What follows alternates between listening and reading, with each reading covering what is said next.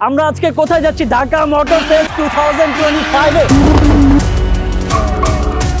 আমি নীরব ভাইরে বলতাছি যে ভাই তুমি গরম করে দাও।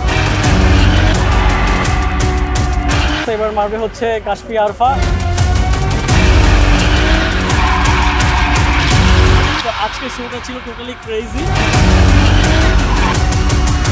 ওকে, তো আমরা 300 ফিটে চলে আসছি আর আজকের প্রোগ্রামটা হচ্ছে আইসিসিবি তে। ঠিক আমরা আইসিসিবির সামনেই আছি। তো আমাদের আরো কিছু গাড়ি অ্যাড হওয়ার কথা ছিল, এই জন্য হচ্ছে আমরা এখানে দাঁড়াই। আর সব গাড়িগুলো এখন অ্যাড হয়ে গেছে, মোটামুটি সব গাড়ি আমাদের এখানে একসাথে। তো আমরা হচ্ছে একসাথে হচ্ছে আজকে ঢুকবো। তো চলেন আর দেরি না করি, আমরা সরাসরি ভিতরে চলে যাই। তো আজকের প্রোগ্রামটা এনজয় করতে হবে, আর যদি দেরি করি তাহলে প্রোগ্রাম শেষ হয়ে যেতে পারে। চলেন, লেটস গো।